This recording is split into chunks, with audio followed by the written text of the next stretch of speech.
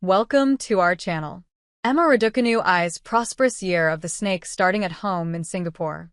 In a bid to build momentum for the new season one which, in her own words, has already started pretty well, Emma Raducanu finds herself one of the headline acts of this week's Singapore Tennis Open. While the tournament will understandably be unfamiliar to many, given this is its inaugural edition as top-level tennis returns to the Southeast Asian nation for the first time since it hosted the WTA Finals from 2014 to 2018, the location itself is hardly foreign to Raducanu. In fact, she absolutely feels right at home in Singapore. Even before the materialization of the new WTA 250 event, Raducanu had already visited the country on her own travels and had her Singaporean fans excited back in January 2022 when she was spotted having a hit at a local tennis club. More than just being one of her preferred overseas destinations, it is Singapore's cosmopolitan identity that resonates with the 22-year-old Canadian-born Brit of Romanian and Chinese heritage. I'm extremely excited to be in Singapore. It's one of my favorite places in the world, so it means a lot that there's a tennis tournament here, said Raducanu in a one-on-one interview with ESPN. Every time I've been here before, I've had amazing love, amazing support from people at the tennis club, and I'm just excited to get on the match court here and get started. I think the affinity with Singapore came about because I think in 2022 I came back from Australia after the Australian Open and I'd always wanted to go to Singapore because I feel like it's the perfect fusion between East and West. I feel it represents me a lot because two of the languages here, Mandarin as well as English, I can use both. As soon as I landed in Singapore and went around, I felt at home because I just feel like it's a place that reflects who I am. The Singapore Tennis Open coincides with the Lunar New Year on Wednesday, a festival that Raducanu celebrates given her Chinese roots.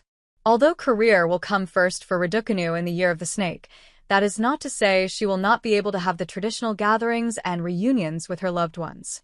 It's nice to be in Asia over Chinese New Year. I have my mom here as well with me, which is a really nice addition, she revealed. My best friend actually is from Singapore, and she's back for the Chinese New Year holidays. Usually she works in the NHS England's National Health Service as a doctor.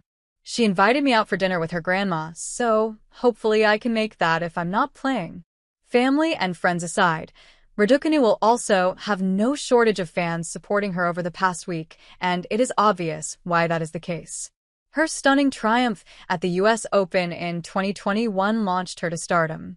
She was the first player in the Open era, female or male, to win a Grand Slam tournament as a qualifier without losing a single set at that. Her undoubted talent coupled with her genial personality gained her legions of supporters overnight. What has equally put her in the spotlight has been some trying times since.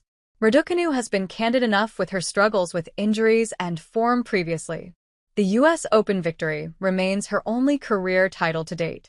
Still only 22, perhaps all that she has experienced in her career so far, both the good and the bad, has shaped the person she comes across as, optimistic yet stoic in equal parts. Of course, it's going to come with the territory, Raducanu replied when asked about the pressure and expectations that constantly follow her. I think I welcome it as a challenge, but also a privilege. It's only like that because I achieved such an amazing thing, so I need to take the positives from that. I think all the people at the top of the game, or at the top of whatever industry they're in, experience a similar thing. Everyone plays their best tennis against you.